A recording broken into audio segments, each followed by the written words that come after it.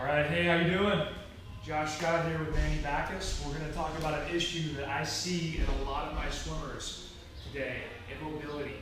The problem with that is you cannot put your body in the proper alignment, and if you can't do that, I'm just thinking about the problem, a lot of swimmers suffer from bad technique, okay? What I'm finding is these swimmers cannot actually put themselves in the proper physical alignment to perform a good technique. So what we're going to deal with today is long axis rotation with freestyle and backstroke. We're going to talk about actually being able to extend out, keep in line, and then pull. A lot of the swimmers that I work with have problems getting to this position. They're out here, or they cheat with their hips and get their hips out of line with their shoulders to pull in. So I'm going to turn this over to Manny. He is going to instruct me as if I was a swimmer on how to fix the problem. Just to preface this could be a lot of different issues, but one exercise in particular we're going to work on will take a good part of most of these issues and address them. So we're going to be working a lot on thoracic mobility and a little bit on shoulder mobility with just one single exercise. Hopefully this will get down, improve the quality of the stroke, and down to the root of the problem that's causing it. So this is a very, very nice general exercise to do for this one issue right here. And Mr. Josh over here has himself the old PVC roller. And with PVC roller, you're going to set it right down, go horizontally across your back, between your shoulder blades, the base of the shoulder blades, to the base of the neck right here. You want your hips up into the air while you're doing this, your hands up overhead, and go ahead and line across that. Get your hands up overhead, you're making a little point with your fingers like you're pointing your gun, getting those hips up, keeping the chin up into the air to extend that spine and not round it. So, Josh is squeezing his head, reaching through his fingertips, and he's rolling back and forth. Base of the shoulder blades to the base of the neck, just like that. He finds one area, he can kind of oscillate over it, but the key is keeping the hips up, the arms back and straight, squeezing the head with those biceps. That way you're opening up the lats, thoracic spine, and you're getting a little bit of a shoulder mob as well. Getting that shoulder gliding a little bit forward to further that reach. How you doing there, Josh? Good. It's opening up. We'll see. Give another couple minutes on here. And I like to work this 2-3 minutes, just a little bit back and forth, however you want. And if you really want to get creative with it, you can do one side by leaning a little bit more than the other. Always put a little bit more pressure. It doesn't have to be total lean, but just a little bit's fine. And the thoracic spine was meant to rotate, and it gets locked into a flexed position, and then you get stuck with your rotation. So the key is keeping that chest up, chin up, and then if you're getting a little bit of a little side-to-side movement where you're rolling on one side, that'll help open up that rotation to help improve that stroke. Also sets those shoulder blades back, put the shoulder joint in better alignment. So the stroke will be a lot smoother and a little bit more open. That was great. Excellent. All right, guys, until next time. All right, Manny and Josh back with you. This is something that we are completely freestyling. Manny just showed me this awesome stretch, and I think it really relates to how we kick freestyle backstroke and butterfly kick pointing the ankle. A lot of swimmers have the problem with ankle flexibility to point that toe and really extend the ankle.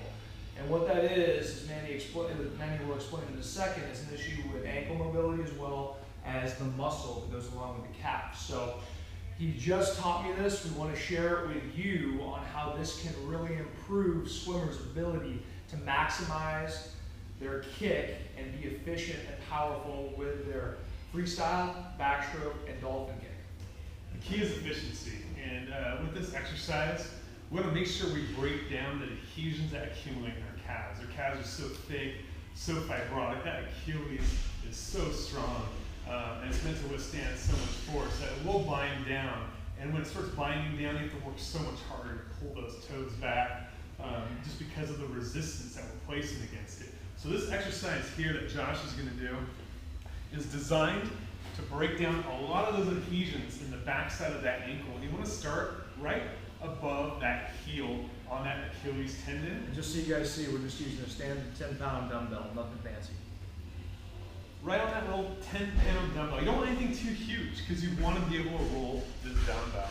And the key is you start these little ankle circles, working on the base down here, maybe a little bit more on the inside of the calf area there, that Achilles. Just making these circles, about 10-15 circles. And then what we're going to do is I'm going to have Josh roll down towards you guys to come up a little bit higher.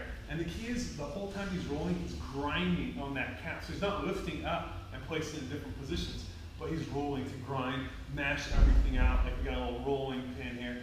But that'll help break those adhesions a little bit more effectively, get better results, quicker time.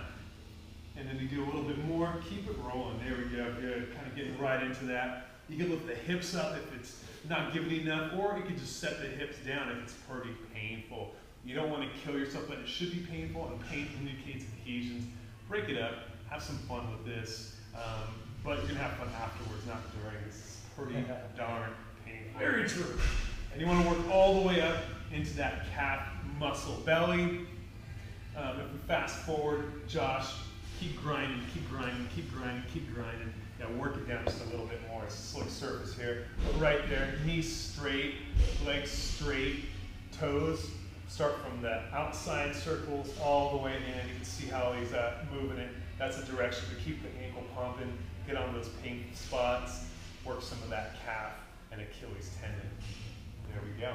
All right, and I'm very happy for this video to be over because that was painful, but I know that will help. All right, Josh and Manny back with you. This one's for the breaststrokers, okay? And just to be forthcoming, I was not the best breaststroker in the world, but this stretch and this mobility exercise with the lacrosse ball will definitely help all the breaststrokers out there, as well as those that are forced to swim breaststroke in events like the 400 IM. So here's Manny. He's going to put me in the right position and explain what to do and how to mobilize my hips and my glutes. So the breaststroke, from what I understand, is a lot of rotation and rotation with power. You want to be able to open up those hips, differentiate each leg from the pelvis. This is going to help you do it, or at least I would hope so. Josh is going to get into a window or 90-90 position on the ground with the lacrosse ball under his lead hip.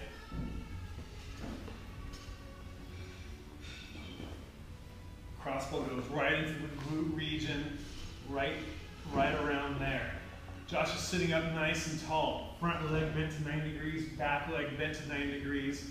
The back leg could be back here. It could even be up a little bit towards the heel in the front leg. Josh can even slide that left knee up too, just so that they can see the different positions you can play with around there. You can even bring that knee up more if you want. It doesn't really matter. But what matters is that Josh is sinking into that lacrosse ball and driving this opposite hip down into the ground to get as much contact with that groin and inner thigh as possible. The more contact you get on that inner thigh, the better you can differentiate the pelvis, the better results you're going to get with this stretch, and you're going to be a lot happier. Right there. And right now, this is not a happy position, but I guarantee that when it comes to in-pool performance, it'll definitely make you happier. So until next time, thank you.